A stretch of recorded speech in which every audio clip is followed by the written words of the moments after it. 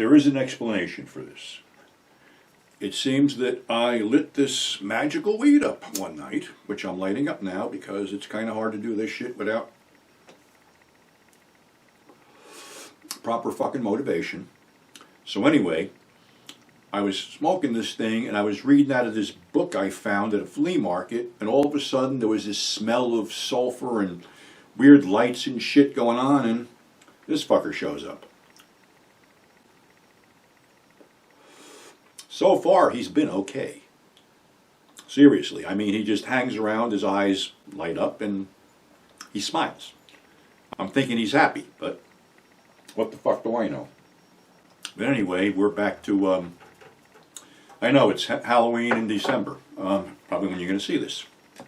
But anyway, before we get into, I guess it's films 41 to 45?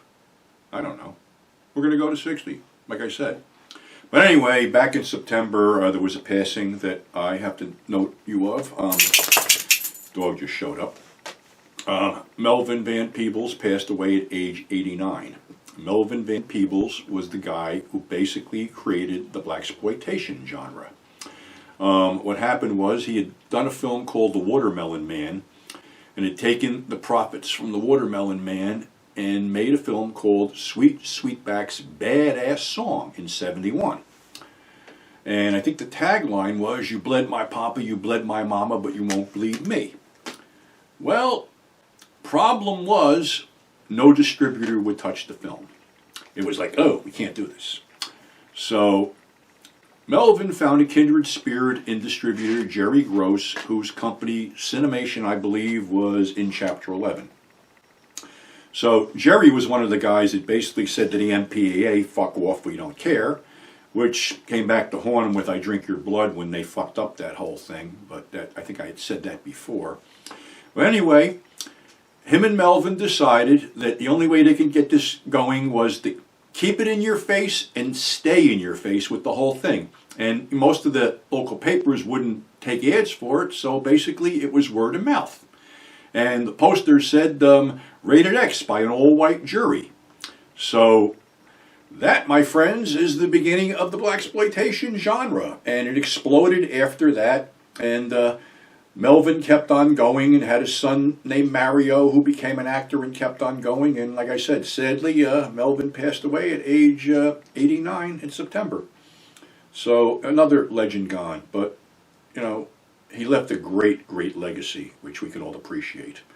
All right, well, anyway, film number 41 will take us back to the Philippines with the Twilight People, which basically, this is an Eddie Romero film with John Ashley in it, and Pam Grier is the Panther Woman, and basically what this thing was a low-budget remake of Island of Lost Souls with people doing nasty experiments on a remote island.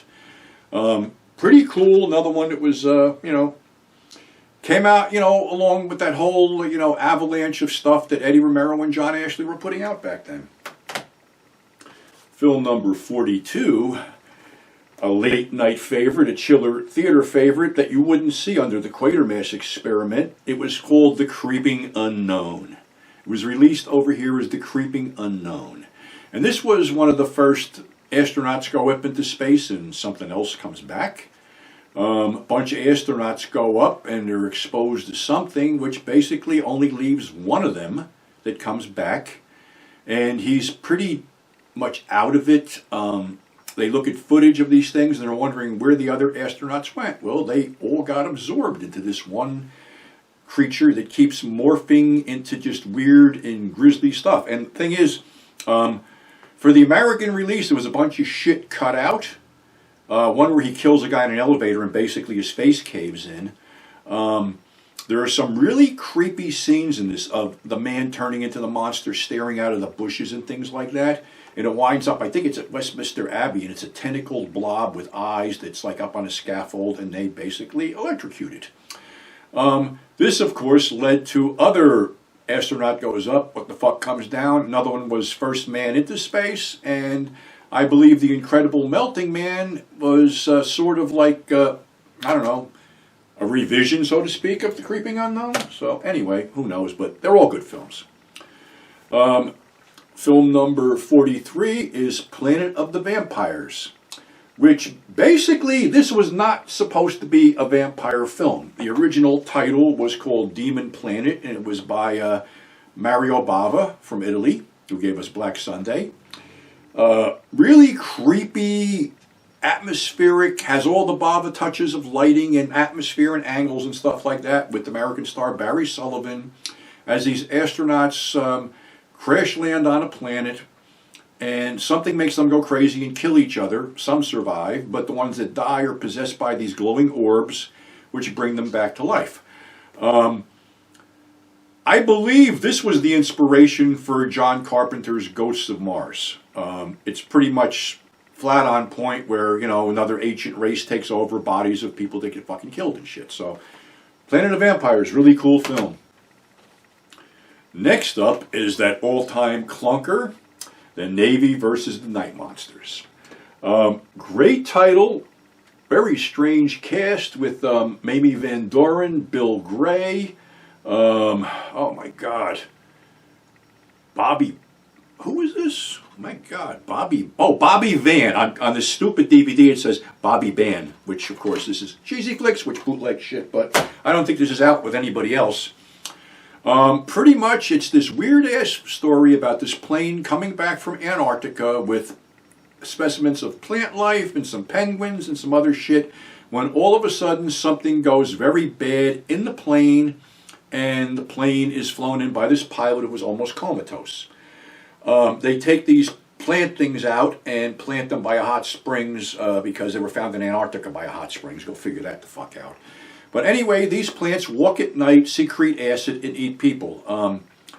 Billy Gray from Father Knows Best is in it. He comes out minus an arm. I mean, there are some gory and chilling scenes in it, especially when the pilot who escapes runs up and fights one of the plants and is like enveloped and dissolved and shit like that. But then they're fucking blowing up tree stumps at the end. They're napalm and tree stumps. It's like these. It really looks ridiculous. It was like almost like a halfway decent premise that they just shit all over at the end. So, Navy versus the Night Monsters, film number 44. For film number 45, Corridors of Blood with Boris Karloff and Christopher Lee.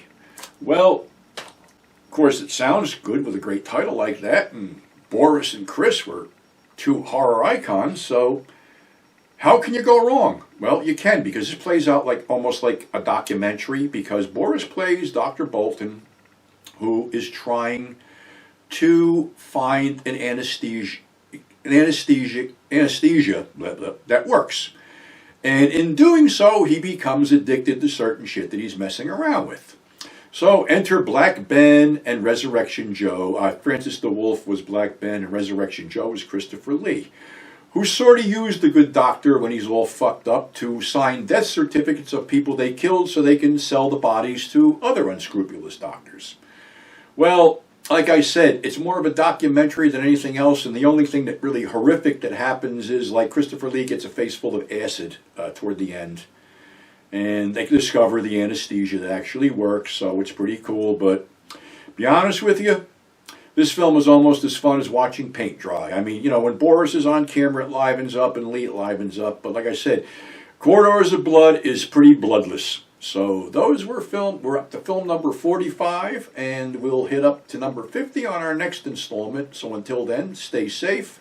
Like I said, you'll probably see this in December, so Merry fucking Christmas. We're out of here.